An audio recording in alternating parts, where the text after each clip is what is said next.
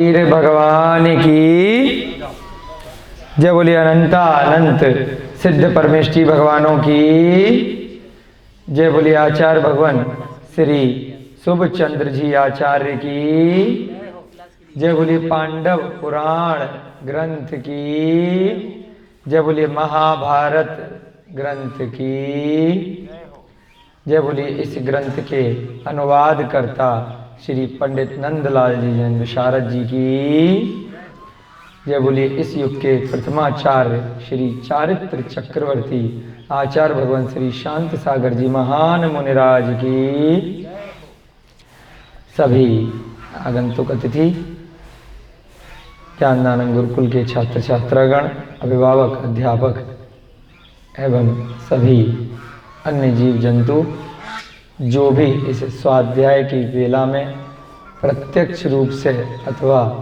अप्रत्यक्ष रूप से भी अवलोकन कर रहे हैं, श्रवण कर रहे हैं, उन सबको जय जिनेन्द्र जय दू जिणंतु। हम सभी लोग आचार्य शुभचंद्र महाराज द्वारा रचित पांडवों की कथा का श्रवण कर रहे हैं। पांडवों का नाम वर्तमान में अन्य प्रसंगों में काफ़ी आया है, तो उस कारण से बच्चों को भी, बड़ों को भी, वृद्धों को भी, सभी को कहीं ना कहीं किसी न किसी रूप में उन पांडवों का नाम सुनने को मिलता है। तो लगभग याद भी हो चुका होता है कि युधिष्ठिर, भीम, अर्जुन, नकुल और सहदेव 5 पांडव थे। पांडव का मतलब 5 नहीं होता है, क्योंकि 5 पांडव थे तो बहुत सारे लोग पांडव से समझते 5। कोई पांडव शब्द लिख कर देख लिया तो लगता 5 की गिनती होगी, है ना। पांडव का पर्यायवाची 5 नहीं है। पांडव नाम अभी आएगा भी इसमें इसलिए पढ़ा क्योंकि उनके पिता का नाम पांडु था, ठीक है ना। पांडु कोई 5 नहीं थे। तो 5 पांडव ऐसे बोलते हैं, लेकिन होता है भाई 5 चीजें हैं, अच्छा पांडव है, ठीक है। तो इसलिए क्लियर कर दिया, बहुत लोगों को डाउट रहता है। अक्सर जब पांडव बोलती है तब 5 बना लेते हैं कि 5 पांडव थे तो इसलिए पांडव बोलते हैं तो 5 की संख्या होगी, फेमस हो गया एक शब्द। परंतु पांडव उनको बोलते थे, हाँ, उनके पिता का नाम पांडु था, इस कारण से बच्चों का नाम पांडव पड़ गया। उस कुल के हो गए, उन पिता के बच्चे हो गए, इस प्रकार से, है ना। चलिए, हमारा स्वाध्याय लगभग प्रारंभ हो गया था। राजा श्रेणिक गौतम गणधर स्वामी से अपनी शंकाओं का समाधान कर रहे थे। कल के अध्याय में गौतम गणधर ने पांडवों का प्रसंग प्रारंभ करने से पहले उनके पूर्वजों की चर्चा करना प्रारंभ किया। इस कारण से अवसरपड़ी काल का उल्लेख आ गया। अब इस अवसरपड़ी काल में 3 काल होते हैं प्रारंभ के और 3 काल होते हैं बाद के। तो प्रारंभ के 3 कालों को कल भैया जी ने बड़े अच्छे से बोर्ड पे लिख के समझाया था। भोग भूमि कहते हैं। आप ही थे ना भैया जी कल सुबह? अच्छा, आप कल वहां गए थे दूसरे स्कूल में पढ़ाने। तो प्रारंभ के 3 कालों को भोग भूमि कहते हैं और बाद के 3 कालों को कर्म भूमि कहते हैं। जैसे आप लोग बैठे हैं ना, तो कर्म करना पड़ रहा है, कुछ ना कुछ कर्म चल रहा है ना, कार्य चल रहा है, तब जाके रोटी मिलेगी, है ना। भोग भूमि में कर्म नहीं करना पड़ता है, बस सोचा, बोला पेड़ को, कल्प वृक्ष को, और मिल गया। वैसे कर्म तो करने पड़ते हैं भाई, घूमना है, चलना है, फिरना है, आनंद से रह रहे हैं, पिकनिक मनाने वाला तो वहां भी करते हैं, परंतु कार्य कोई नहीं करना पड़ता, मेहनत नहीं करनी पड़ती, कभी भी दुख नहीं आता। तो इस कारण से उसको भोग भूमि कहा गया, क्योंकि यह जो पांडवों की कथा है, यह जिस स्थान में वर्तमान में हम रह रहे हैं, आर्यखंड की कथा है, भरत क्षेत्र। जम्बू द्वीप के अंदर आपने बहुत सारे स्थान पहले भी पढ़े हैं, सुने हैं। तो उसमें जो सबसे नीचे वाला स्थान है उसे भरत क्षेत्र कहते हैं, उसमें 6 भाग हैं, उसमें से एक भाग आर्यखंड होता है। तो इस आर्यखंड में अवसर्पणी काल और उत्सर्पणी काल चला करते हैं। इस कारण से यहाँ पर कभी तो भोग भूमि हो जाती है और कभी कर्म भूमि हो जाती है, और उसके बाद वापस से फिर धीरे धीरे करके भोग भूमि प्रारंभ हो जाती है। ऐसे क्रम चलता रहता है, निरंतर अनादिकाल से चल रहा है। परंतु इसी जम्बू द्वीप में कुछ स्थान ऐसे भी हैं जहां पर सदैव भोग भूमि रहती है, वहां पर आर्यखंड की तरह काल का परिवर्तन नहीं होता है। देवकुरु, उत्तर कुरु और अपने हिमालय पर्वत के ऊपर जो ऊपर के हिस्से हैं, है ना, कहीं 2 स्थानों पर उत्तम भोग भूमि होती है, 2 स्थानों पर मध्यम भोग भूमि होती है और 2 स्थानों पर जगन्य भोग भूमि होती है। ऐसे ही जम्बू द्वीप में होती है, ऐसी घातकी खंड में होती है, ऐसे ही उसके बाद अर्ध पुष्कर द्वीप में भी होती है। भरत और ऐरावत क्षेत्र के आर्य खंडों में ही मात्र उत्सर्पणी काल और अवसर्पणी काल चलता है, यानी कि इस धरती पर ही कभी तो भोग भूमि हो जाती है और कभी कर्म भूमि हो जाती है। जम्बू द्वीप में 3 स्थानों पे तो हमेशा क्या चलता है, सदैव, किसी में उत्तम भोग भूमि, किसी में मध्यम भोग भूमि, किसी में जगन्य भोग भूमि। इसी प्रकार से पूर्व और पश्चिम 2 विधेय क्षेत्रों में हमेशा अवसर्पणी के चतुर्थ काल जैसा काल चलता है, यानी कि कर्म भूमि में जो प्रारंभ का काल है और उत्सर्पणी का तृतीय काल, जो अवसर्पणी का चतुर्थ काल होता है, ऊपर से लेकर नीचे की गिनती 1 2 3 4 5 6, वैसे ही नीचे से लेकर के 1 2 3, तो तीसरे नंबर पे क्या आ जाती है, हमेशा वहां से मोक्ष होते रहते, तृतीय काल। इसको मिटा दो, बता देते कुलकर के जैसा या आदि हाँ। भगवान जी के जैसा क्या कुलकर जो होते हैं उस काल जैसा, या आदिनाथ स्वामी जी के समय वाला काल जो आप बता रहे थे? हाँ, आदिनाथ से कुलकर भी होते हैं, कुलकर तो होंगे ही होंगे, लास्ट में होते हैं हैं? वो तृतीय काल के अंत में होते हैं। अब सर्पणी काल का जब तीसरा वाला काल समाप्त होने वाला होता है, उसमें पल्य का जब 8वां भाग शेष रह जाता है, 1/8 पल्य, तब होते हैं। और यहां पर जब आपकी कर्म भूमि प्रारंभ होगी तब होगा। अभी बता देते हैं। ग्रंथ का नाम है पांडव पुराण, ऊपर लिख दो, कोई दिक्कत नहीं है। पांडव पुराण, क्योंकि थोड़ा सा प्रसंग आया था तो आप लोगों के डाउट रहते हैं, तो अच्छे से हम बोर्ड पे भैया जी से बोल रहे हैं कि आपको समझा देंगे। एक डंडा दे दीजिए, डंडा था ना रोहिता जी कल क्लास में, तो लेजर वाली लाइट ऊपर ही रह जाती है, कल से याद से यहीं पे रखवा देंगे भैया जी के पास। दिन में दिखेगा लाइट? हाँ, वो तो इनको बताने के लिए है कि ये लिखवाना है। अब इसमें एक ऐसी लाइन खींचिए, यूँ टेढ़ी, वी बना दीजिए, वी बड़ा सा, नहीं वी, उल्टा भी बना दीजिए, उल्टा भी, हाँ बिल्कुल ठीक, पिरामिड के आकार। पिरामिड का। अब आगे बात समझ में भैया जी, ठीक है ना।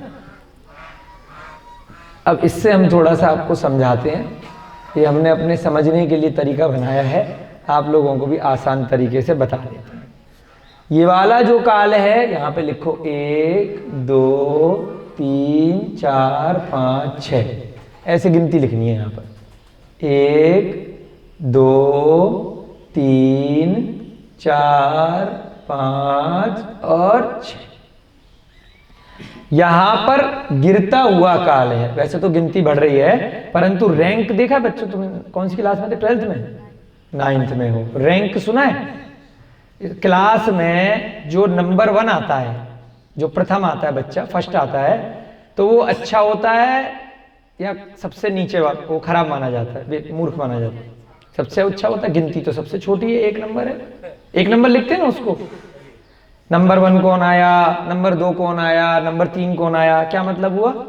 गिनती तो छोटी है 1, तो, लेकिन बोला फर्स्ट आया, यानी कि उसकी रैंक, उसकी पोजीशन नंबर 1 है, यानी कि होशियार बच्चा है, सबसे होशियार।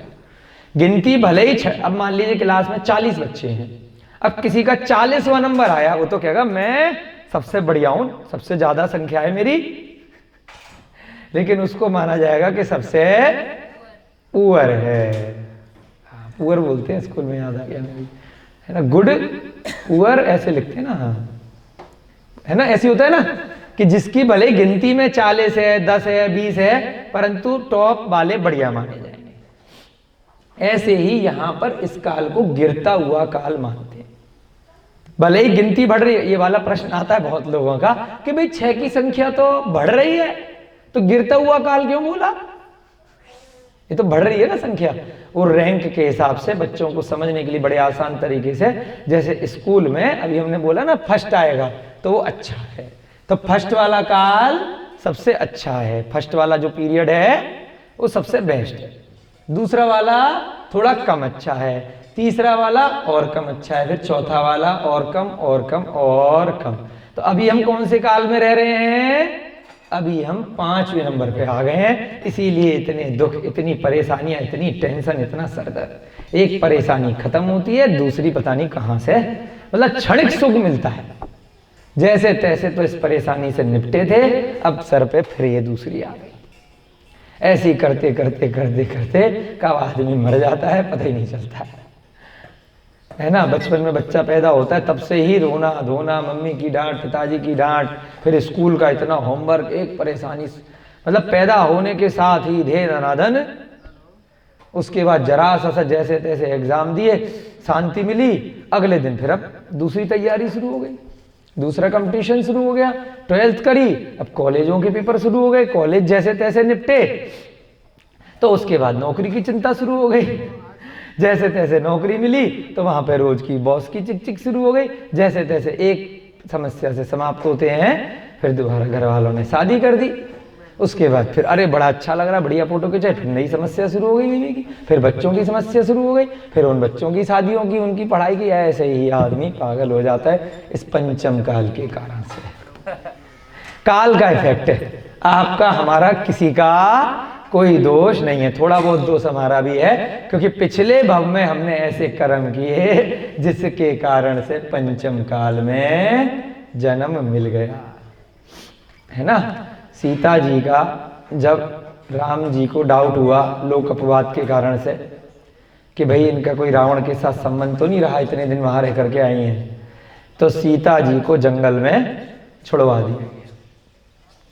सीता जी ने सेनापति को बोला, जिस सेनापति के हाथ छुड़वा दिया था, धोखे से इनको ले जाओ और वहां ले जा करके छोड़ देना, क्योंकि भाई इतने दिन रही हैं, बड़ी बदनामी हो गई है, लोग पता नहीं क्या क्या कहते हैं, तो उनके कर्मों के साथ में अब मैं यहाँ, क्योंकि हम तो इतने बड़े राजा हैं, हम इस अपराध के लिए जैसे औरों को सजा देते हैं, अब लोगों ने आके कहा है कि भाई इस अपराध के लिए तुमने अपनी पत्नी को सजा क्यों नहीं दी, राजा हो इसलिए नहीं दी। तो अब फंस गए दोनों चक्रव्यूह में, बहुत परेशान हुए, बहुत सुखी मन से सीता जी को नहीं छोड़ा था, उस पद के कारण से, मजबूरी थी, मर्यादा के कारण से, कि भाई एक अपराध की सजा मेरे पुत्र के लिए, मेरी पत्नी के लिए भी सेम है, और वही सजा अन्य लोगों के लिए है, जबकि उनकी कोई गलती नहीं थी, वो तो बेचारी किडनैप होकर के गई थी, फिर भी उनको छुड़वा दिया। तो सीता जी ने सेनापति से कहा कि लोक अपवाद के कारण से, जिस प्रकार से मेरे पति ने बिना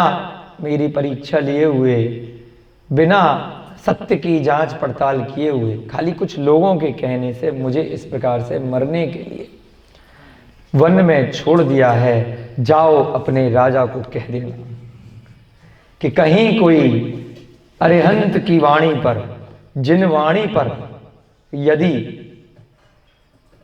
उनसे कुछ कह दे तो इस जिन धर्म को मत छोड़ देना।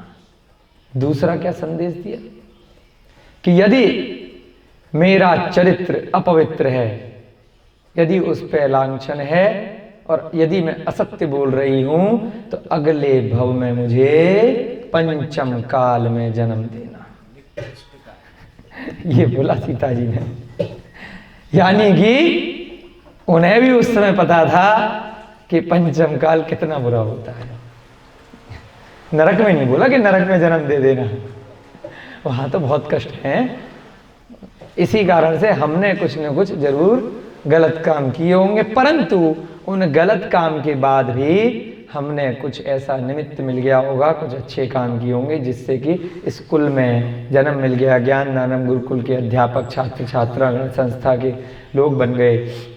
जो लोग अप्रत्यक्ष रूप से बाद में वीडियो के माध्यम से देख रहे हैं, उन्होंने भी पंचम काल में जन्म लेने के लिए कुछ खराब काम किया होगा तो कुछ अच्छा भी काम पिछले भव में कर लिया होगा, जिस कारण से ऐसा पुण्य का उदय आ गया कि यह पांडव पुराण जैसे ग्रंथ सत्य प्रारूप में हमें श्रवण करने का अवसर प्राप्त हो रहा है।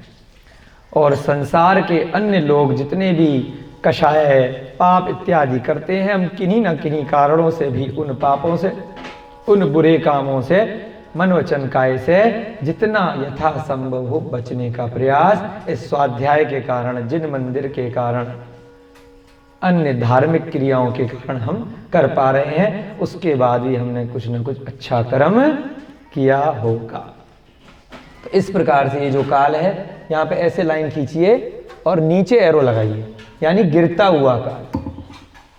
भले ही गिनती बढ़ रही है परंतु गिर रहा है ऊपर से नीचे। आ गई बात समझ में?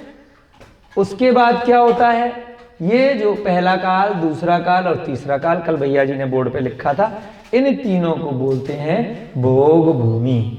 जब तीसरे काल का अंत समय आता है और एक पल्ले का 8वां भाग, 1/8वां भाग शेष रह जाता है, तब ये यहाँ पर कुलकरों की उत्पत्ति होती है। इस जगह बॉर्डर लाइन पे 14 है कुलकर, 84 नहीं 14 है,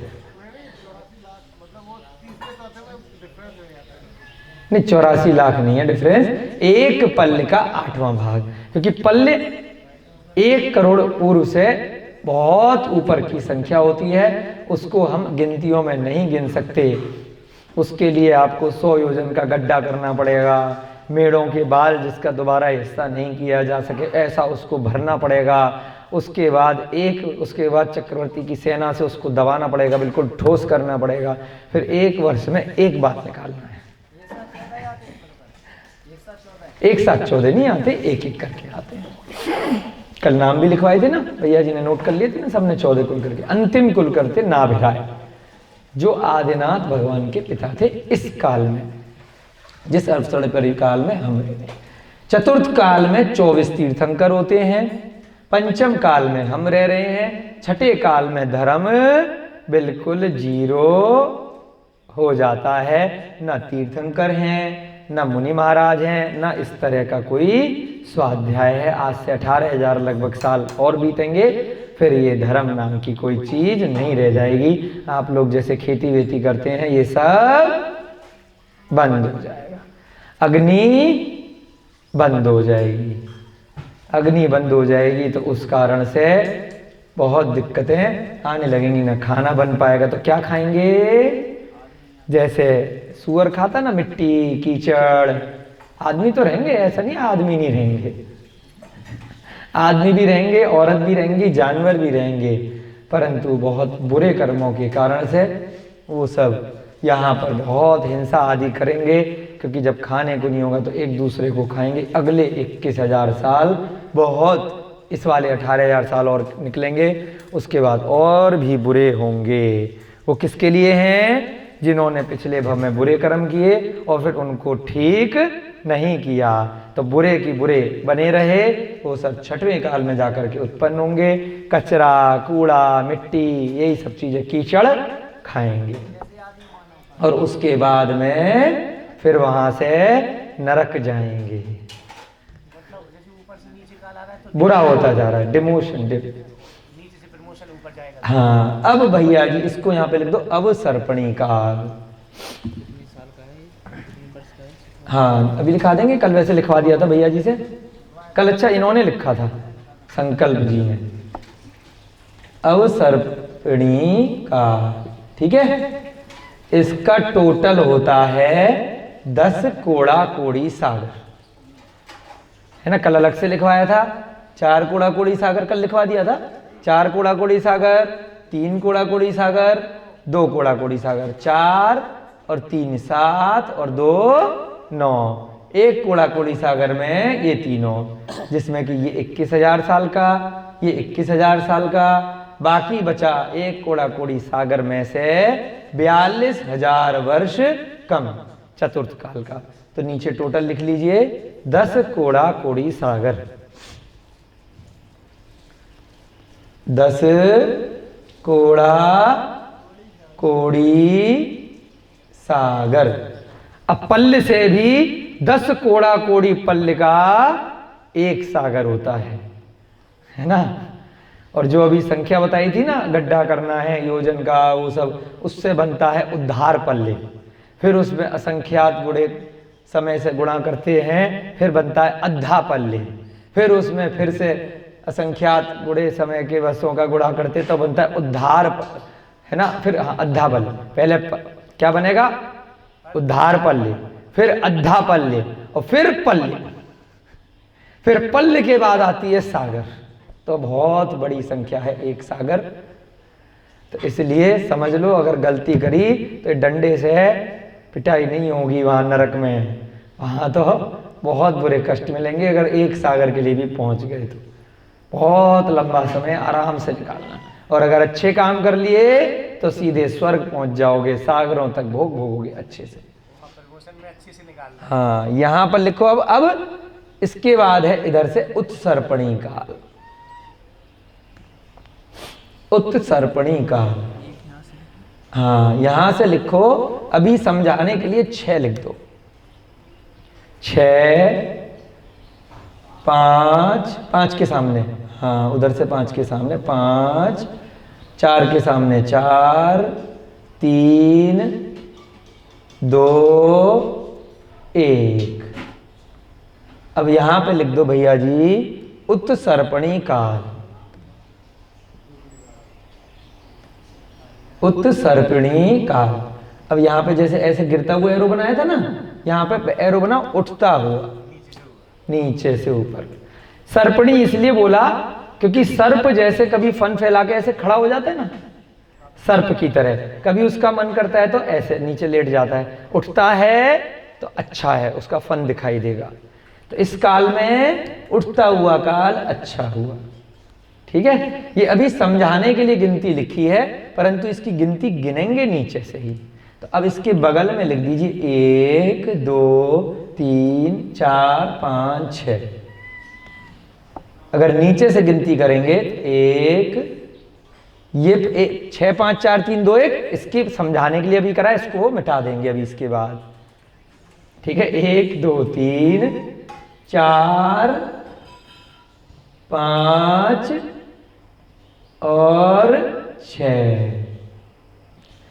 अब यहां पर जो गिनती लिखी है 1 नंबर इधर वाली, इसमें अच्छा काल होगा, जैसे कि यहां पर सबसे अच्छा काल है ना, रैंक के हिसाब से।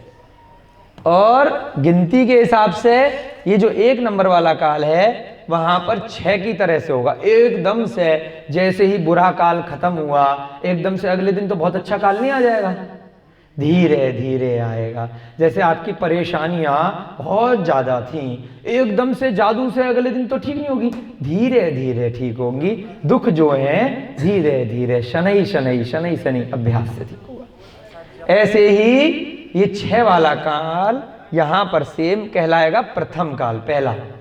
परंतु ये उत्सर्पणी का जो पहला काल है वहां चीजें ठीक होनी शुरू हो जाएंगी, अच्छी होने लगेंगी 21,000 साल तक। उसके बाद अगले 21,000 साल में जैसे हम इस पंचम काल में रह रहे हैं, ये दूसरे काल में कैसी सिचुएशन होगी, जैसे अब सर्पणी का पंचम काल था यहां पे।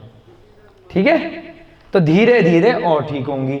उसके बाद जब इसका अंत समय आने लगेगा तो क्या होगा, फिर यहां पर जब तीसरा काल यानी कि चौथे काल जैसा यहां पर उत्सर्पणी का जब तीसरा काल शुरू होगा, तब वहां पर तीर्थंकरों की उत्पत्ति प्रारंभ होने लग जाएगी।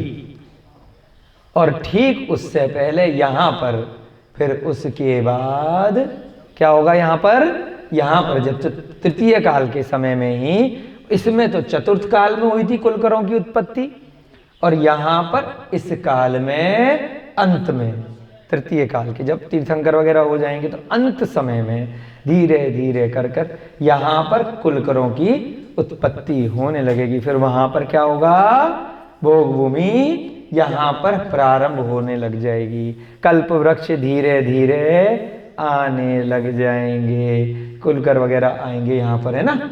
और उसके बाद धीरे धीरे अच्छा अच्छा काल यहाँ पर आएगा। तो जो अब सरपड़ी में चतुर्थ काल होता है, तो उत्सरपड़ी में कौन सा काल बोलते हैं उसको, तृतीय काल। इसीलिए समझाने के लिए आचार्यों ने बड़ा अच्छा तरीका बनाया, इसको बोल दिया सुषमा सुषमा। तो यहाँ पर ये वाला भी सुषमा माने होता है सुख, कि बहुत ज्यादा सुख है, तो यहां पर भी क्या हो गया, सुषमा सुषमा। दूसरे नंबर पे क्या बोला,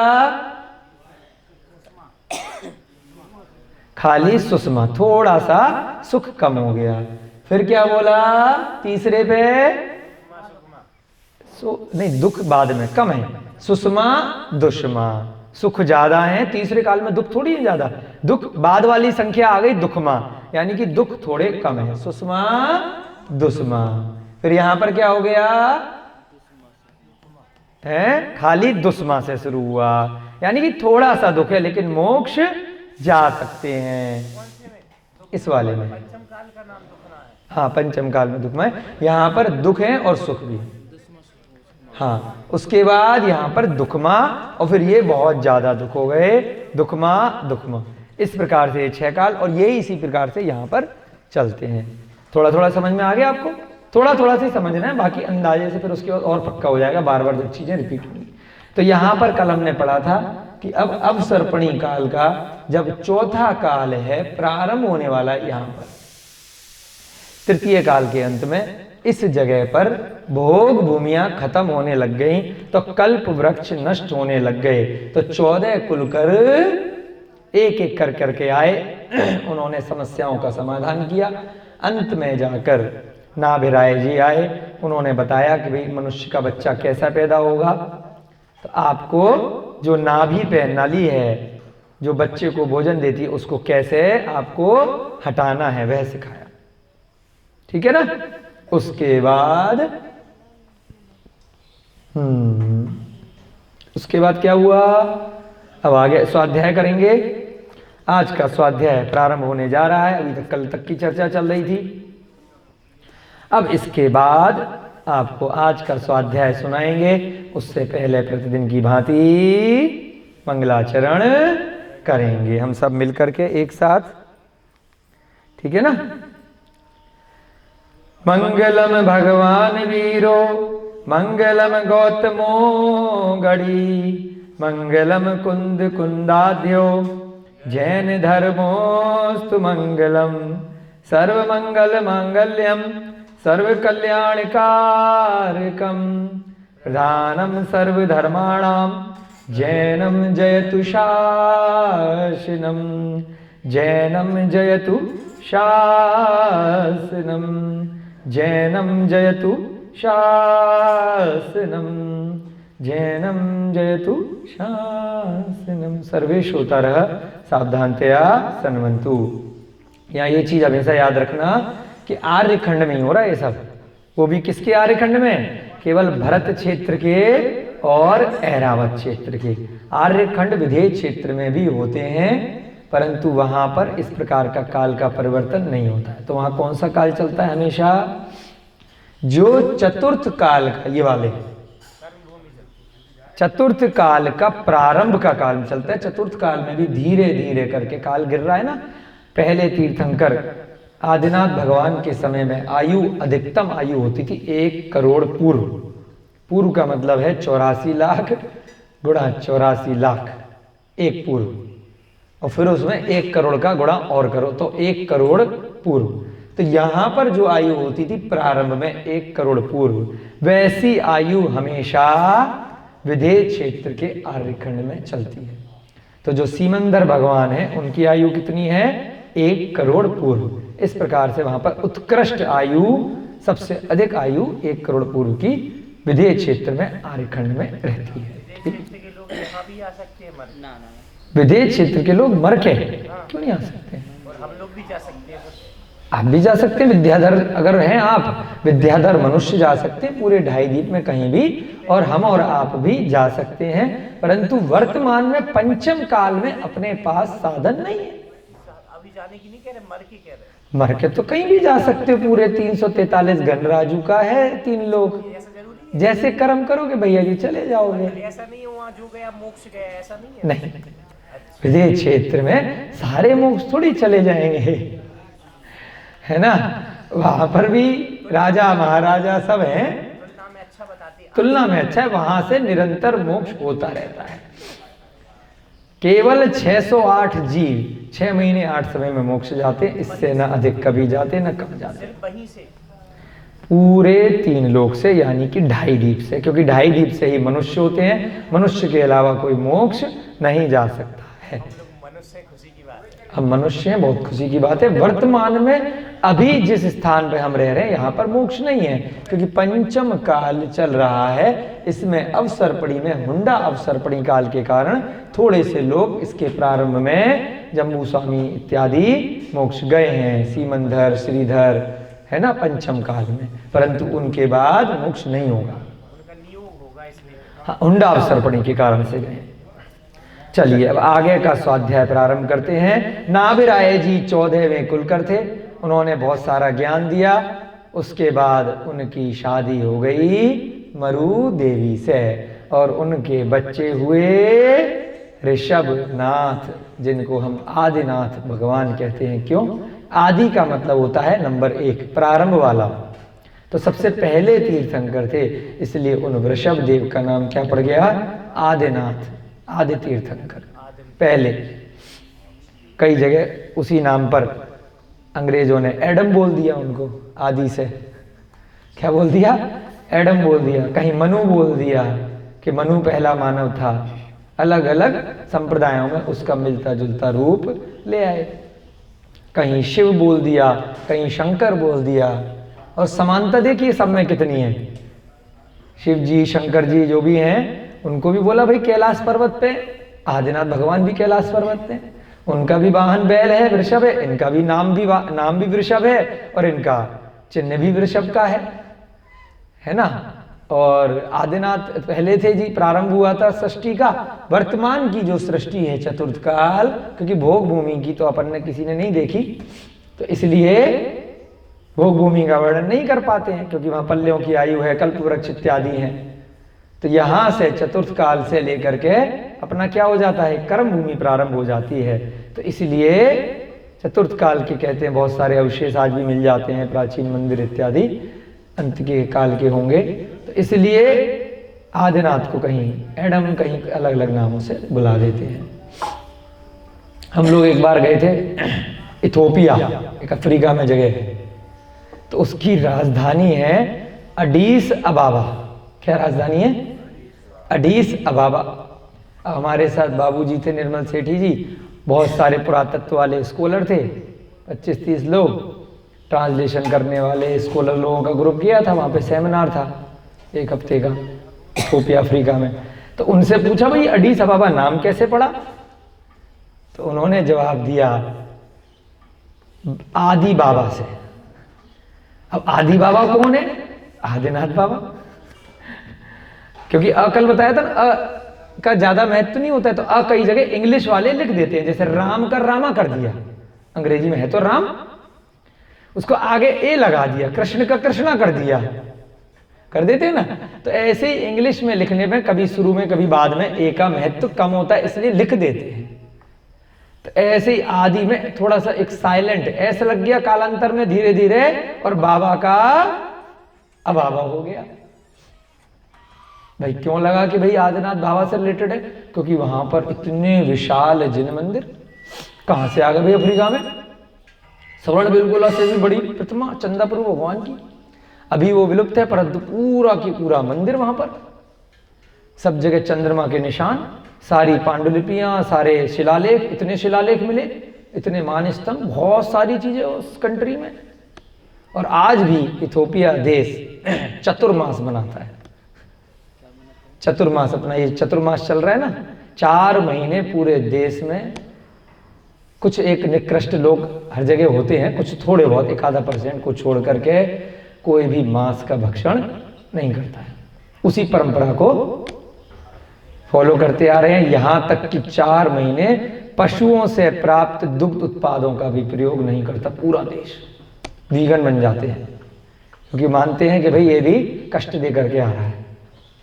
इसके अलावा हफ्ते में 2 दिन, 2 या 3 दिन, फ्राइडे थर्सडे है और मंगल है, शनि है, शायद हफ्ते में 3 दिन सब पूरे साल वीगन बन के रहते हैं। कोई मांस वगैरह का सेवन नहीं करते, दूध पदार्थों का सेवन नहीं करते। यहाँ तक कि उनकी फ्लाइट जो जाती है ना दिल्ली से, पूरे इथोपियन एयरलाइंस पूरे वर्ल्ड से कहीं पर भी जाएगी इधर से उधर, उनकी फ्लाइट में भी इन 3 दिन नॉनवेज नहीं मिलेगा, ना 4 महीने मिलेगा। तो क्यों किया उन्होंने ऐसा, उस पर रिसर्च करी। हम लोग स्कॉलर सारे गए थे, तो बड़े सीनियर लोग थे, वो सब रिसर्च करने गए थे। तो उन्होंने बताया कि भाई सारे की सारे जब बीच में क्रिश्चियन वगैरह आए थे तो इनको कन्वर्ट करने के लिए तो देश के जो उस समय राजा महाराजा बड़े लोग थे उन्होंने एग्रीमेंट कर लिया कि भाई हमें हमारा जो पहले आप अच्छा है, आप रोटी ला रहे हो, ब्रेड ला रहे हो, बाइबल ला रहे हो, बहुत सारी चीजें ला रहे हो, आपकी भी मान लेंगे, तरक्की कर लेंगे, विदेशी चीज लेकर के आ रहे हो, लेकिन हम अपना धर्म भी फॉलो करेंगे, मिक्स धर्म चलाएंगे, आपका भी मान लेंगे और हमारा भी आधे समय चलेगा, तब तो हमें आपका धर्म स्वीकार्य है, नहीं तो नहीं। तो ऐसा एग्रीमेंट हुआ। इसलिए उन एक अलग ही क्रिश्चियन धर्म वहां पे चलता है, उसको बोलते हैं ऑर्थोडॉक्स क्रिश्चियन। ऑर्थोडॉक्स माने जो अपनी रूढ़िवादी परंपरा को मान रहे हैं, ऐसे ऑर्थोडॉक्स बोलते हैं ना कि ये तो गंवार है, ये तो ठेठ है, अपनी अपनी पुरानी चीज अभी तक चला रहा है, ऑर्थोडॉक्स बोलते हैं अंग्रेजी में उसको। यानी कि रूढ़िवादी परंपरा भी साथ में चल रही है, अपना जिन धर्म का स्वरूप चेंज हो गया, परंतु जो शिक्षाएं थी, खान पान, धर्म, वो आज भी कर रहे हैं। जिस भी लेवल पे अब बहुत सारे साल निकल गए इस बात को, तो थोड़ा थोड़ा तो परिवर्तन आया है, परंतु आज भी इस रूप में वो चला रहे हैं कि बिल्कुल भी मांस का कोई काम नहीं करते, चतुर्मास में भी और साल में भी, हर हफ्ते 2-3 दिन। तो इसलिए ये प्रसंग आया कि यहां पर आदिनाथ भगवान जो थे, पहले तीर्थंकर थे, आज भी उनके नाम के अवशेष पूरे विश्व में बहुत जगह अलग अलग थोड़े बहुत नाम के परिवर्तन के साथ में चल रहे हैं। आज भी उनकी कैपिटल वही है, आदि बाबा है ना, थोड़ा सा हो गया आदिस बाबा, बाबा हो गया, उसमें क्या है। और वही लोगों ने बताया जो उनके पुराने लोग थे वहां के स्कॉलर, कि यहां पर पहले हमारे भगवान आदि बाबा भगवान होते थे, उन्हीं के ये मंदिर हैं, जो प्राचीन मंदिर हैं, जो इतनी मूर्तियां हैं, इतने अवशेष हैं, पूरे के पूरे बड़े बड़े विशाल मंदिर पूरे देश में फैले हुए कई स्थानों पर हैं। थोड़े बहुत 6 हो गया है समय के उसमें। कृष्ण जी का वर्णन आता है तो अरिष्टनेमी, हाँ, कृष्ण जी का वर्णन आता है तो अरिष्टनेमी का वर्णन आता है। तो इस प्रकार से पहले तीर्थंकर आदिनाथ भगवान का जन्म हुआ और उनके जन्म तक होने तक लगभग 15 माह तक कुबेर ने रत्नों की वर्षा करी, 6 महीने जन्म से पूर्व और 9 महीने गर्भ के समय में। स्वर्ग से देवियों ने आकर माता के गर्भ संशोधन आदि का कार्य किया, क्योंकि भाई तीर्थंकर का जन्म होने वाला है तो माता को कोई कष्ट नहीं होना चाहिए, जैसे अपन माताओं को होता है। और बच्चे को भी कितना 9 महीने तक उस कोठरी में अंदर कष्ट होता है, हिल भी नहीं सकता। 10 मिनट के लिए बाथरूम में, टॉयलेट में बंद कर दिया जाए तो सब याद आ जाएगा कि निकाल दो, छोड़ दो।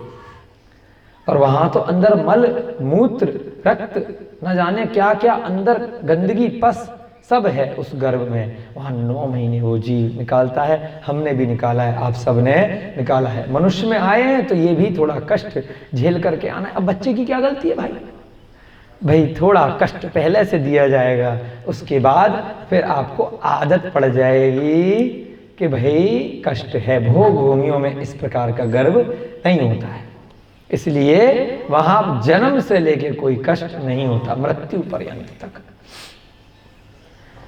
परंतु तीर्थंकरों का पुण्य इतना तेज होता है, उन्हें भगवान बनना है उसी जन्म से, इसीलिए वो गर्भ में आते भी हैं 9 माह तक, परंतु अन्य मनुष्यों की तरह ना तो उस तीर्थंकर के जीव को माता के पेट में कष्ट होता है, ना ही माता को कष्ट होता है। माता को कष्ट क्यों नहीं होता है? क्योंकि स्वर्ग की देवियां आकर कर उस गर्भ की सफाई करती हैं कि वहाँ पर कोई भी ऐसी चीज़ गंदगी नहीं रहे, और उसके बाद भी अपनी विद्याओं से, अपनी रिद्धियों से उनको कष्ट नहीं होने देती हैं।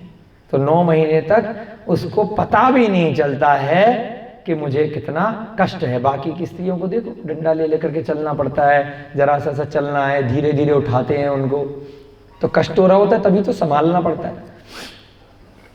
इसी समय जैसे ही अब जन्म लेने को थे, एक देव सर्वार्थ सिद्धि नामक विमान से चढ़कर आषाढ़ बदी द्वितीया के दिन माता मरु देवी के गर्भ में आ गया। कौन सी तिथि को आया? आषाढ़ बदी। बदी का मतलब भैया जी ने बताया था कृष्ण पक्ष। बदी माने कृष्ण पक्ष और सुदी माने शुक्ल पक्ष। आषाढ़ मास जो अपने चैत्र वैशाख ज्येष्ठ आषाढ़, इस प्रकार से जो हिंदी के मास चलते हैं, ऐसे आषाढ़ कृष्ण पक्ष की द्वितीया के दिन मरु देवी के गर्भ में एक देव आया। कहाँ से आया वह देव? सर्वार्थ सिद्धि से आया। इसको मिटा दीजिए भैया जी। सर्वार्थ सिद्धि कहाँ पर होता है? सबसे ऊपर होता है। सर्वार्थ सिद्धि से मात्र 12 योजन ऊपर सिद्धि शिला होती है। परंतु सर्वार्थ सिद्धि का देव भी घूमकर नहीं आ सकता कि चलो सिद्ध भगवानों को देख करके टहल करके आ जाऊं, जैसे अपन लोग जाते हैं ना तीर्थ यात्रा करने के लिए। मात्र यहाँ पे लिख दो सर्वार्थ सिद्धि। 12 योजन में वही बाल बराबर मात्रा है। नहीं भाई साहब, 12 योजन तो ऊंचा है। बाल बराबर है सुदर्शन मेरु से पहला स्वर्ग। कंफ्यूज हो जाते हो। मेरु पर्वत से एक बाल ऊपर स्वधर्म और ईशान स्वर्ग होते हैं। सर्वार्थ सिद्धि से नहीं, ये वाली इस प्रकार से इसको पूरा गोला बना दो। हाँ, और इससे 12 योजन ऊपर यहां पर गोल गोला दोबारा बना दो, एक गोला और बना दो। हाँ, ये क्या है? सिद्ध शिला है। इसके बीच में जो गैप कितना है? 12 योजन का। भैया जी ने गोला बनाया, नीचे से गोला है, ऐसे नीचे गोला है, जैसे आपकी थाली होती है ना, ऐसा गोला है, फिर उसके ऊपर दूसरा गोला है। तो नीचे वाला गोला क्या है? सर्वार्थ सिद्धि, और उसके ऊपर क्या है? ये सिद्ध शिला। ठीक है।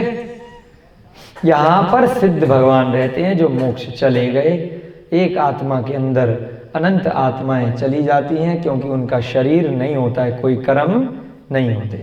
तो ये यहाँ पर सारे सिद्ध शिला पे सारे सिद्ध भगवान होते हैं। और यहाँ पर जो सर्वार्थ सिद्धि में जितने भी देव होते हैं उनकी आयु लिख लीजिए।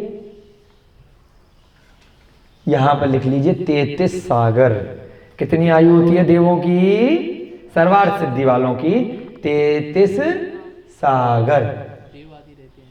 आदि नहीं है, बस देव ही मान लो। आदि तो फिर वो हो जाएंगे, वो एक इंद्रिय वाले होते हैं, वो तो सब जगह हैं। स्थावर जीव देव, इनकी आयु लिख लो यहाँ पे 33 सागर की आयु तक वे वहां रहते हैं। सर्वार्थ सिद्धि में आप पहुंच गए तो अगले जन्म से मोक्ष की टिकट पक्की हो जाती है। ठीक है ना? तो जो आदिनाथ भगवान आए थे, कहां से आए थे? यहां से आए थे। तो अगले जन्म से उनको मोक्ष जाना है। तो इसलिए बस आएंगे नीचे, अपना मनुष्य बनेंगे और मोक्ष जाएंगे।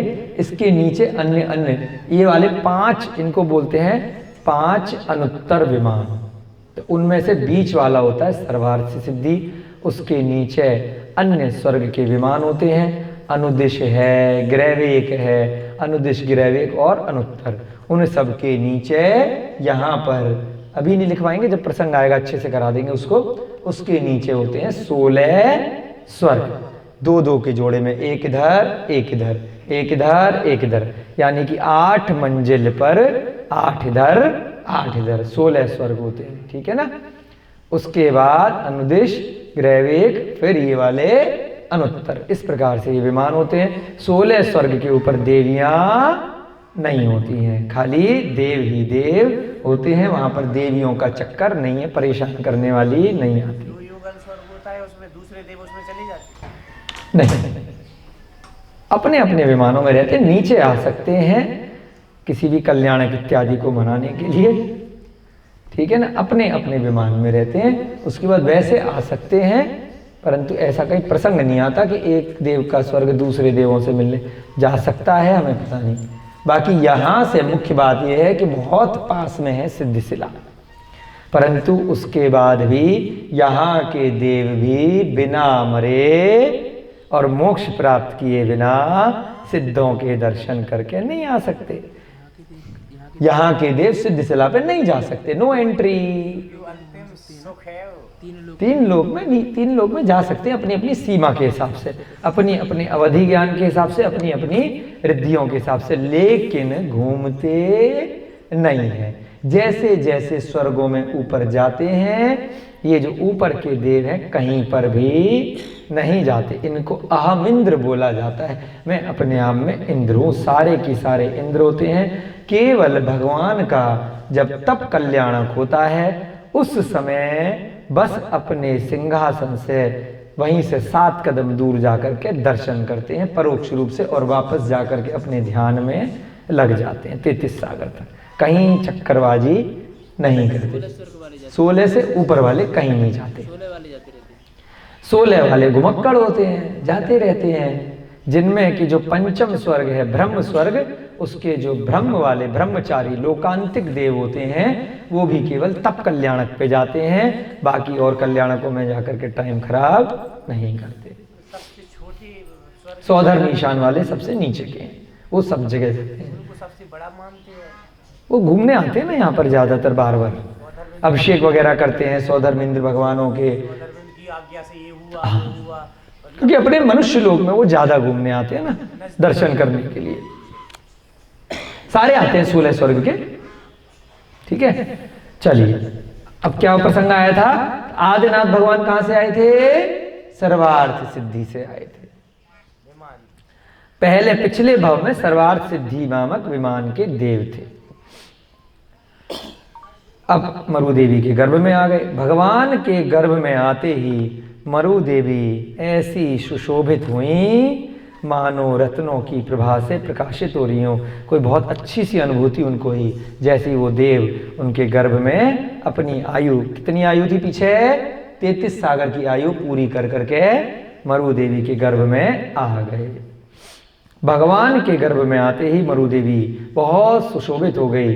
श्री आदिनाथ भगवान की माता की सेवा 56 दिक् कुमारियां निरंतर किया करती थीं, क्योंकि अवधि ज्ञान से सौधर्म इंद्र ने जान लिया था इस प्रकार से तीर्थंकर का जन्म होने वाला है, तो कुबेर की आज्ञा से उन्होंने, कुबेर के द्वारा इंद्र की आज्ञा से कुबेर ने बहुत सारे रत्नों की वर्षा कराई, और 56 कुमारियां, दिक् कुमारियां यानी कि देवियां, 56 देवियां का सिलेक्शन करके वहां पर माता की सेवा के लिए भेज दिया। तीर्थंकरों के भी ठाट है कि देवी देवता सेवा करते हैं। वे अपना समस्त समय आनंद से व्यतीत करती थीं, कौन, माता जी, कि भाई देवियां कुछ कमी नहीं होने दे रही हैं। जब नववास सानंद व्यतीत हुए, 9 मास बहुत अच्छे से खेल खेल में निकल गए, तब मिति चैत्र सुदी नवमी के दिन, मिति माने तिथि होता है, चैत्र सुदी नवमी, चैत्र सुदी माने शुक्ल पक्ष की नवमी के दिन भगवान का जन्म शुभ मुहूर्त में हुआ। जय बोली आदिनाथ भगवान की जय। उनका जन्म हुआ है, धन धन धन धन धन, खूब बढ़िया महोत्सव वहां पर मनाया जाएगा। भगवान के जन्म से समस्त संसार में आनंद छा गया। भैया जी गीत गाते ना, तेरे 5 हुए कल्याण प्रभु, एक बार मेरा कल्याण कर दे। पहला कल्याणक कब हुआ, गर्भ कल्याणक। दूसरा कल्याणक कब हुआ, जन्म के समय। देवलोक में देवों के सिंहासन कंपायमान हो उठे, जैसे भगवान ने इस धरा पर जन्म लिया, ऊपर देव जो 16 स्वर्ग के देव हैं उन सबके विमान भी और ऊपर के देवों के विमान भी सबको पता चल गया अवधि ज्ञान के माध्यम से कि कुछ बहुत अच्छी घटना नीचे हुई है। स्वर्ग लोक में तुमुल कोलाहल मच गया, अरे अरे तीर्थंकरों का जन्म हुआ है, तीर्थंकर का जन्म हुआ है। ऊपर कोलाहल मच गया। सत्य ही है, महान पुरुषों के आगमन की सूचना अनायास ही सबको मिल जाती है, बिना बिना ढिढोरा पीटे भी उनको पता चल जाता है अपने अवधि ज्ञान के द्वारा। अवधि ज्ञान माने कि वहां पर सारा ज्ञान उन्हें हो जाता है अगले पिछले भव का, और अवधि ज्ञान से ही वो जानते हैं कि नीचे क्या घटना हुई है। मने परे ज्ञान नहीं होता है देवताओं को, अवधि ज्ञान ही होता है। देवताओं ने जान लिया कि भगवान का जन्म हो गया है, ऐसा निश्चय करके सदल बल विपुल ऐश्वर्य के साथ सारे देवता जो भी सम्यक दृष्टि देवता हैं वो कहाँ पहुंचे? अयोध्या नगरी के लिए प्रस्थान किया। क्योंकि नाभिराय आदिनाथ ये सब कहाँ पर थे? अयोध्या नगरी में थे। उस समय की जो अयोध्या नगरी थी, जो शाश्वत अयोध्या नगरी है, जो अमिट है, जिसको बनाया किसने है? इंद्र की आज्ञा से कुबेर ने बनाया था। अब क्योंकि तीर्थंकरों का जन्म नहीं होता, तब वो वाली अयोध्या नगरी वर्तमान में पता नहीं कहाँ पर है। अभी ये अयोध्या नगरी उसी का एक सूक्ष्म रूप हो सकता है और नहीं भी हो सकता है। कंबोडिया में आज भी एक सिटी है जिसका नाम है अयोध्या। आप नक्शे में देखेंगे अयोध्या लिखा आता है। वो लोग, वहाँ के लोग कहते हैं अयोध्या ये है जहाँ पे राजा राम थे। यहाँ वाले कहते हैं जो लखनऊ के पास अयोध्या ये वाली है। तो अभी भी थोड़ा थोड़ा शब्दों के परिवर्तन के साथ में बहुत स्थान है। अब देखना नक्शे में आता है अयोध्या कंबोडिया में, है ना। वहां पर उसके पास में ही अंगकोर वाट नाम का सबसे बड़ा मंदिर है। अलग अलग काल में अलग अलग लोग आए। अंगकोर वाट मंदिर इसलिए प्रसिद्ध है, वहां जैन प्रतिमाएं भी हैं, इतनी विशाल, इतनी प्राचीन। वहां पर अन्यमतियों की भी अलग अलग समय के हिसाब से एक ही मंदिर में अलग अलग बहुत सारी प्रतिमाएं, अलग अलग वेदियां हैं। बहुत बड़ा मंदिर, विश्व का सबसे बड़ा मंदिर है। तो इसलिए अलग अलग काल में जो लोगों की जैसी मान्यता थी, पिछला कुछ नहीं तोड़ा फोड़ा, अपने भगवान विराजमान कर दिए अपनी अपनी मान्यता के अनुसार। तो इसलिए जैन लोग भी बहुत जाते हैं, वैष्णव लोग भी बहुत जाते हैं, गणेश जी वाले भी बहुत जाते हैं, सब लोग जाते हैं अंगकोर वाट। और टूरिस्ट वालों की तो कहना ही क्या, घूमने के लिए बहुत जाते हैं। हाँ, देश है कंबोडिया, है ना। तो ऐसे बहुत सारी जगह हैं जहाँ पर अलग अलग काल में अलग अलग राजा महाराजा आए, अपनी अपनी मान्यता के हिसाब से अपने अपने धर्म का पालन किया उन्होंने। तो ऐसे ही यहाँ पर क्या आया कि अयोध्या नगरी की तरफ प्रस्थान किया। अब कई लोग पूछते हैं इसी अयोध्या नगरी में आए थे क्या? हम कहते भैया हमें अवधि ज्ञान नहीं है, हमें नहीं मालूम कि यही वाली थी उस आदिनाथ भगवान के समय कि नहीं थी, है ना। हो भी सकती है और नहीं भी हो सकती, परंतु बहुत विस्तृत रही होगी क्योंकि इतने बड़े बड़े उनके ऐरावत हाथी आए, है ना। इतने सारे देवी देवता आए, इतने बड़े बड़े महल होते थे उनके, इतनी बड़ी बड़ी हाइट होती थी आदिनाथ भगवान की 500 धनुष की, है ना। तो भैया इतने सारे उनके बच्चे थे, चक्रवर्ती थे, बाहुबली थे। उस समय तो शिखर जी भी बहुत बड़ा होगा। हाँ, वहां पहुंचकर सब देव अब कहां पहुंच गए? सारे के सारे अयोध्या नगरी में पहुंच गए। सभी देव एवं इंद्रमय गजराज ऐरावत के नाभिराजा के द्वार पर खड़े हो गए। ऐरावत हाथी, अब ऐरावत हाथी कौन होता है?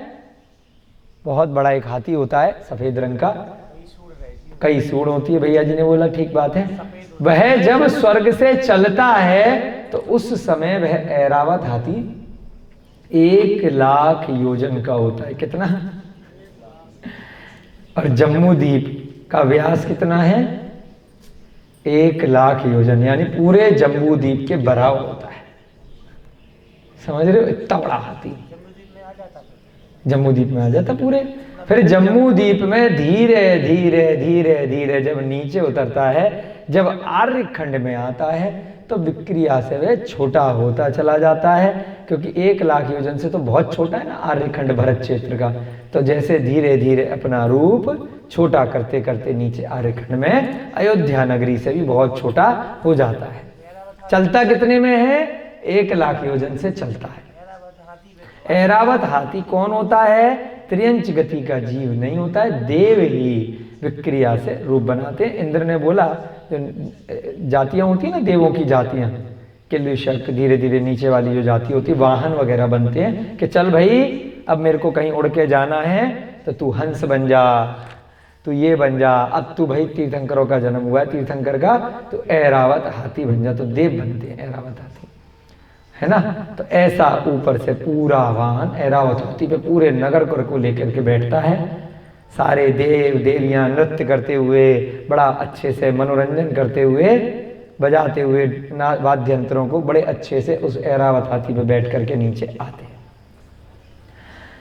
उसके बाद जाकर के कहाँ पहुंचे, नाभिराय भगवान के, क्योंकि तीर्थंकर के पिता हैं वो भी बाद में पहुंच गए हैं, उनके द्वार पर खड़े हो गए।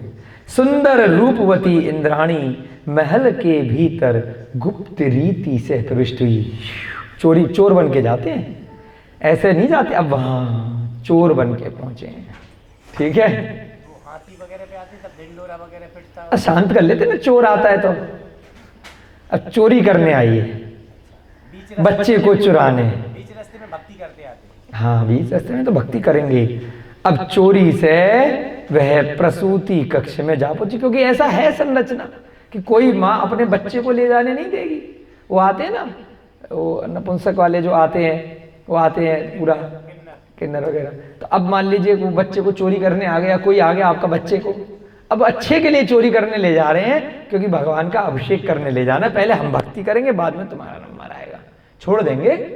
लेकिन अब वो भी, लेकिन उस चोरी का दोष नहीं लगता किसी को, हक है उनका, उनके कर्म ऐसे हैं कि उन्हें ये करना है। तो है, अब अगर माता को बोलेंगे अपना बच्चा एक दिन के लिए दे दो, अरे नहीं, रोया पीटी मच जाएगी वहां पर, तो इसीलिए धोखे से ले जाती है। अब देखते हैं क्या है, सब इसमें घटना लिखी है। अब प्रसूति गृह में इंद्राणी जा पहुंची, वहां सर्वप्रथम माता मरुदेवी को तथा शिशु रूप भगवान को नमस्कार किया। पहले तो चुपचाप धीरे धीरे दोनों को नमस्कार किया, मनुदेवी को भी नमस्कार किया, और जो तीर्थंकर भगवान पैदा होकर के आए हैं उनको भी नमस्कार किया। और उसके बाद क्या किया, तत्पश्चात माता को मायामयी निद्रा में सुला दिया, अपनी माया से, अपनी विद्याओं से बेहोश कर दिया, सुला दिया। करते ना वो सुंगा देते हैं, क्या सुंगाते हैं, वो रूमाल रख करके, आजकल एक दवाई आती है बेहोश करने के लिए, तो उनको दवाई वाई की जरूरत नहीं, हो तो विद्या से माता को सुला दिया। और फिर क्या किया, कहीं गलती से उठ जाए तो रोए नहीं माता, तो क्या किया, उनके समीप मायामयी शिशु को लिटा दिया। एक बिल्कुल वैसा ही अपनी माया से दूसरा बच्चा बना दिया, और उसको वहां कौन सा होता है, पालना जो भी होगा ना, वहां पे दूसरे बच्चे को लिटा दिया कि अगर जग गई, कोई बात हो गई तो देखेगी मेरा बच्चा सो रहा है, कोई दिक्कत नहीं है। चुपचाप से दूसरे शिशु को, नकली बच्चे को लिटा दिया। और इंद्राणी ने गुणों के सागर, उत्तम एवं इष्ट गुणों के समूह शिशु भगवान को निहारा, उनको उठा लिया। उन्हें देखकर उसका हृदय परम संतुष्ट हो गया, बहुत प्रसन्न हुई वह इंद्राणी। हर्ष के आधिक्य से समस्त शरीर रोमांचित हो गया। साक्षात असली भगवान को कोई हाथ में उठा ले तो कितना पुण्य है। अपन तो प्रतिमा वगैरह को उठाने में इतना प्रसन्न हो जाते हैं। जितने देव इनकी सेवा में लगे रहते सभी मोक्ष चले जाते क्या? जा सकते हैं, सम्यक दृष्टि है, क्योंकि फिर तो हम लोग भी अगर उसमें रहे नहीं होंगे। भव्य जीव है, जाना चाहिए धीरे धीरे करके। भैया जी पूछ रहे सारे देव मोक्ष जाते हैं, जाना चाहिए, जब इतना भक्ति करते हैं, इतना सब कर्म, अगले भावों में जा सकते हैं। हाँ। फिर माता ने क्या किया, उन बहुत अच्छे से निहारा और रोमांचित हो गई। वह प्रभु को गोद में लिए हुए बाहर आ गई एवं उसने उन्हें इंद्र को सौंप दिया। अंदर से लेडीज पे कोई ज़्यादा शक नहीं करता ना, तो इसलिए इंद्राणी को अंदर भेजा। वो चुपचाप से बच्चे को, भगवान को, आदिनाथ भगवान को लेकर के आई और बाहर धीरे धीरे आकर के इंद्र को, अपने पति को सौंप दिया। भगवान के स्पर्श मात्र से ही जो आनंद इंद्र एवं इंद्राणी को हुआ वह वर्णनातीत है, उसका वर्णन नहीं कर सकते। भगवान की जो काया है, जो दिव्य काया है, जो शरीर है, उसको उठाने पे, उसको देखने पे, निहारने पे, उसके स्पर्श से यहाँ पर आचार्य शुभचंद महाराज कहते हैं शब्दों में नहीं लिखा जा सकता, वह तो अनुभव की वस्तु है, वर्णनातीत है, पूरी मर्यादा का वर्णन नहीं कर सकते। भगवान को जब गजराज ऐरावत पर विराजमान किया गया, अब कहाँ ले जा रहे हैं? सुमेरु पर्वत पर ले जाना है। ऐरावत हाथी पर ले जा करके बिठा दिया, तब ऐसा प्रतीत हुआ मानो उदयाचल पर्वत पर सूर्य का उदय हुआ हो। उदयाचल पर्वत है जिस पर पहली बार सूर्य दिखाई देता है, जब सूर्य घूमता हुआ निकलता है प्रतिदिन, तो ऐसा लगा कि जैसे कि सूर्य का उदय हो गया है। अब इस धरा से मोक्ष प्रारंभ हो जाएगा। अभी तक भोग भूमियों में मोक्ष नहीं हो रहे थे, भोग ही भोग हो रहे थे। तब जब कोई कष्ट ही नहीं था तो काहे के लिए उपक्रम करेंगे, क्यों कपड़े लत्ते उतार करके तपस्या करेंगे जब कोई कष्ट ही नहीं है। तो भोग भूमियों के जीव जो होते हैं मोक्ष भी नहीं जाते, ये भी बड़ी दिक्कत है। तो अब क्यों बोला? सूर्य आया है, प्रभात आई है, तो अब सब जीव जंतुओं को आनंद प्राप्त होगा, प्रकाश प्राप्त होगा। जिसको धूप चाहिए उसको धूप मिलेगी, सभी पशु पक्षियों को भोजन मिलेगा। तो रात्रि में तो सब परेशान रहते हैं। तो ऐसे ही अब भोग भूमि समाप्त होगी और अब कर्म भूमि शुरू होगी। अब ये आदिनाथ तीर्थंकर सबको मोक्ष किस प्रकार से होना है यह बताएंगे। तो इसलिए तुलना किससे करी? सूर्य से, जैसे उदयाचल पर्वत पर सूर्य निकला हो। तत्पश्चात इंद्र विपुल विभूति के साथ भगवान को सुमेरु पर्वत के शिखर पर ले गया। सुमेरु पर्वत कहाँ है? सुमेरु पर्वत इस भरत क्षेत्र के आर्यखंड से उत्तर दिशा की तरफ यदि लगभग 50,000 योजन दूर जाएंगे तो जम्बू द्वीप के मध्य में 1,00,000 योजन ऊंचा वह सुदर्शन मेरु सुमेरु पर्वत है। उसके शिखर पर भगवान को पांडुक शिला पर ले जाया गया। पूरी की पूरी स्वर्णमयी है, पूरी खालिस सोने की है वह सुमेरु पर्वत। उसके शिखर पर ले गया। वहां स्थित पांडुक शिला पर जो अनादिकाल से सिंहासन अवस्थित है वह नष्ट नहीं होता है, अकृत्रिम है। सुमेरु पर्वत भी, सिंहासन भी, पांडुक शिला भी अपनी तरह वो चांदी वगैरह की लाते ना, काली वाली नहीं पड़ती वहां पर, अनादिकाल से ऐसी है। एक के बाद एक तीर्थंकर वहां पर 4 कोनों में 4 शिलाएं हैं सुमेरु पर्वत की चूलिका के ऊपर। वहाँ अपने अपने क्षेत्र के जो आर्यखंड से जो भी तीर्थंकर होते हैं वहां पर अभिषेक होता है। कोई रहता भी है क्या? वहाँ देव वगैरह तो जाते आते रहते हैं वहां पर, और मनुष्य गति के जीव जो विद्याधर इत्यादि होते हैं उससे नीचे वहां पर अभिषेक वो अपना ध्यान वगैरह करने जा सकते हैं। विद्याधर सुमेरु पर्वत के दर्शन करने जा सकते हैं। उसकी कंदराओं में, गुफाओं में सुमेरु पर्वत में तप करते हैं। अब क्या किया? वहां पर पांडुक शिला में उस सिंहासन जो अवस्थित है उस पर भगवान को विराजमान कर दिया। जय हो।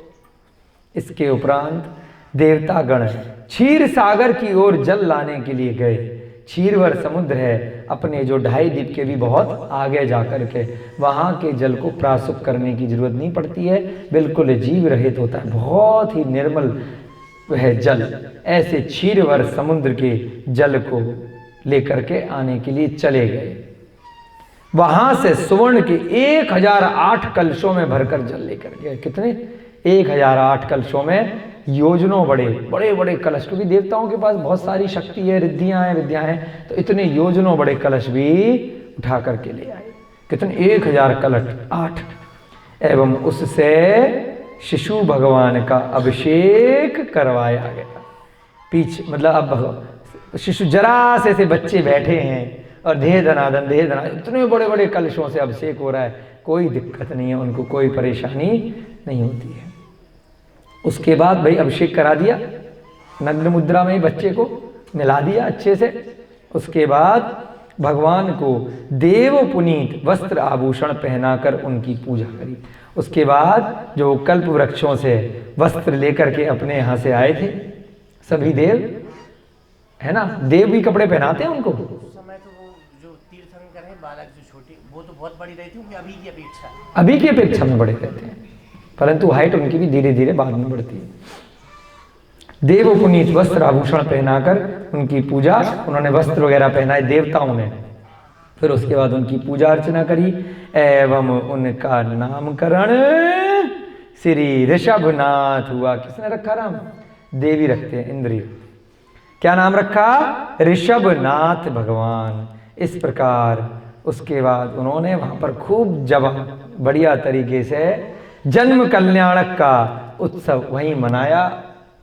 ऐसे भगवान का जन्म कल्याणक हम सबके लिए हितकारी हो, शुभकारी हो, ऐसी मंगल भावना के साथ आपका आज की कक्षा का समय हो रहा है। आदिनाथ भगवान का जन्म हो गया है। उनको इंद्राणी और इंद्र मिलकर के अपने देवों के साथ में ऊपर सुमेरु पर्वत की पांडुक शिला पर ले गए हैं। वहाँ पर उनका जन्माभिषेक किया गया है, जलाभिषेक, जन्माभिषेक, और साथ में क्षीरवर सागर का, समुद्र का जल लेकर के वे आए हैं। वो पंचामृत नहीं होता भाई, वो तो क्षीरवर सागर का जो जल है वह दुग्ध के समान होता है, सफेद होता है। दूध नहीं होता, दुग्ध के समान ही होता है। दुग्ध ही है, मतलब दुग्ध जैसा होता है, परंतु उसके लिए आपको गाय भैंसों को इंजेक्शन लगाने के कष्ट देने की जरूरत नहीं है ना। इस प्रकार से जो वर्तमान में होता है उस प्रकार से नहीं होता है। तो वहां पर अभिषेक किया गया है, जन्माभिषेक किया गया है। जब इसकी डिटेल में आएगा तब पता चलेगा और क्या क्या करते हैं, कैसे पुष्प वृष्टि करते हैं, नहीं करते हैं, सारी चीजें आएगी डिटेल। तो अभी यही पता चलता है। अभी इसमें क्योंकि सार रूप में दिया है ना यहाँ पर, तो बहुत